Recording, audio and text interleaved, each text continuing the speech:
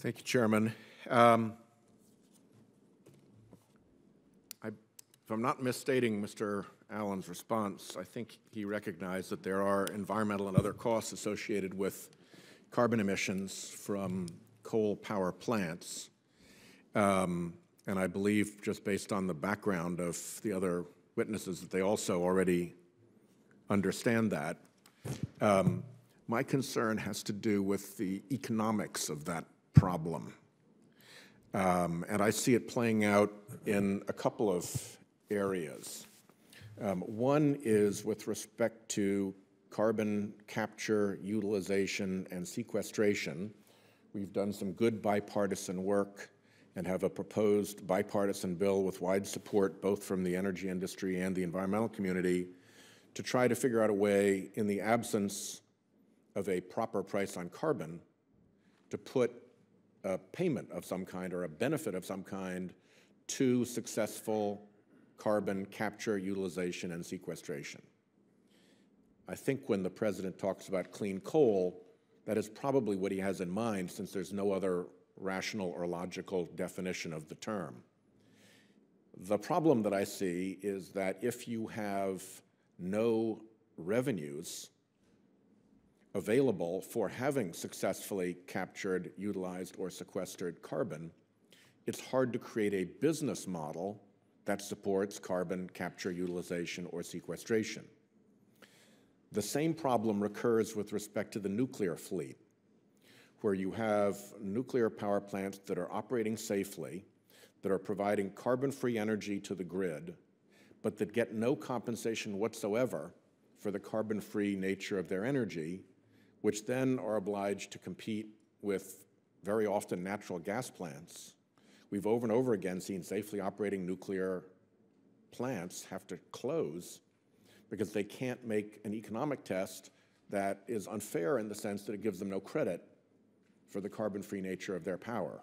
So until we solve those pricing problems, we're going to continue to hurt nuclear, and we're going to continue to see carbon capture, utilization, and sequestration die in the crib for want of any economic sustenance. And let me start actually with Mr. Smith, because I know of the extraordinary work that your organization has done on mapping and predicting and quantifying carbon emissions and climate change and weather responses to all of that. But focus instead of on the sort of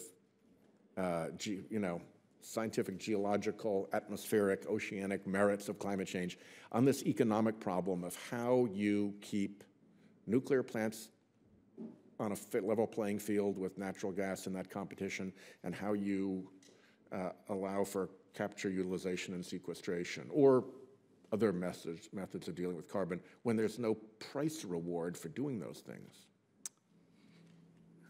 Thank you for that question, I think. The challenge, as you've laid out from a value pricing perspective, and I'm not an economics expert, but I agree with you completely in that the economics today, at some level, don't support what you would think would be a rational approach to some of these problems. We all enjoy the benefits of nuclear, but it's not value priced, some would say, appropriately. We all think coal is a reliable resource, but we can't figure out how to do the carbon capture piece. Now, in that case, I think there's also some technological advancements that can be made in terms of how we would capture carbon and deal with that in a more economical way. To Mr. Allen's point earlier about how good old American ingenuity has been a very successful way of solving problems, usually that good old American ingenuity is provoked by a value proposition at the end of the day. Yeah. And if there's no way to pay somebody for having captured, utilized, or sequestered carbon pollution, it's pretty hard to channel that good old American ingenuity into solving that problem, except maybe at a few national labs where you get. And it may be that there should be, for example, there could be a pilot demonstration project or something like that. TVA's charter, as you know, encourages TVA, in fact, mandates that they be a technological innovator as part of their culture. And so you could see TVA trying some different things to see if we can't move this whole front forward. You could say the same thing in the nuclear space with different reactor technology, small modular reactors and things like that. Again, I think TVA has the opportunity to participate in that by charter, It may not be something they deploy widely here in this region after it gets proven. Those are decisions that will be made as part of the long-range energy planning. But I do think TVA can be a, if you will, a sandbox for understanding how some of these issues can be played out at a larger scale. I very much hope that you would say that and use the TVA that way. I think your ability to model for the rest of the country, and I just want you and all of the nominees to know that on these issues, I think, of supporting the nuclear fleet and not having these plants have to prematurely shut down, and in terms of investing in carbon utilization, sequestration, and capture, there's been really good bipartisan work done here. We may have fights about other issues, but those two things have been a place where if you come to us with a sensible proposal, I think you can find bipartisan support. I just wanted to close with that point. Thank you, Chairman. Senator